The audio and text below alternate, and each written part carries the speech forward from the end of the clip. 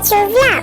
আজকে আমি রথযাত্রার পর্ব 1 নিয়ে চলে এলাম। প্রথমেই পিকার সাথে আমি যোগু মামাকে একটু আদর করে নিয়েছি, সুভদ্রা মাকে নিয়ে খেলা করছি, আর পিকাতে একটু ঝাড়পোছ করছিল। তারপরে দেখো সাজিয়ে ফেলেছি, তারপরেই দেখো সাজাচ্ছে পিকা। আমার পিকা খুব সুন্দর করে সাজায়, তাই জন্য ওকে ওই দায়িত্বটাই দেওয়া হয়েছে। বলে না কাকে দিয়েছি রাজার পাট, তাই জন্য ওকে এই রাজার পাটটাই দেওয়া হয়েছে। একটু সাজিয়ে দিচ্ছিল, তারপর আমি বললাম একটু সাজাবো, ও বলছে তুই সবই নষ্ট করে দিবি। আমি বলেছি তোর মতো নয় আমি। তারপর সমস্ত কিছু সাজানো হয়ে গেছে, গোপাল মামাকেও বসানো হয়েছিল। তারপরে দেখো আমি শাঁখ বাজানোর চেষ্টা করছি, আর মা বলছে পুজো করছে শাঁখ বাজাচ্ছে, আমি বলছি হ্যাঁ। তারপর পুজো আস্তে আস্তে স্টার্ট হয়েছে। তারপরেই আমি এত গন্ডগোল করছি যে পিকা তাড়াতাড়ি পুজো করে উঠে পড়েছে।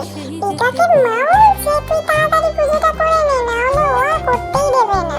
তারপরে আমি দেখো আরতি করব, তার জন্য বউ আর পিকা মিলে আমার ধূপ তারপর হচ্ছে বাতি সব জ্বালিয়ে দিচ্ছে। দেখো ঘন্টা বাজে আমি এখন আরতি করছি, আর বুকে বলছে তুমি একটু ধূপটা জ্বালিয়ে দাও। বউ তো ধূপ দিতেই চাইছিল না, ভয় পাচ্ছে।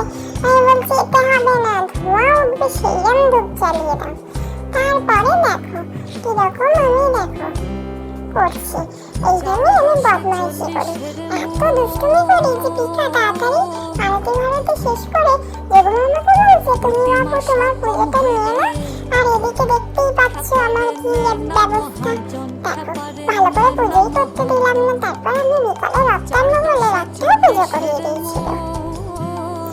তারপরে আরতি শেষ করে পিকা একটুখানি পুজোর মন্ত্র করে তারপর ভোগ নিবেদন করে নমস্কার করে তারপর উঠে পড়েছে। পুজো অর্ধেক শেষ করে উঠে পড়ছে।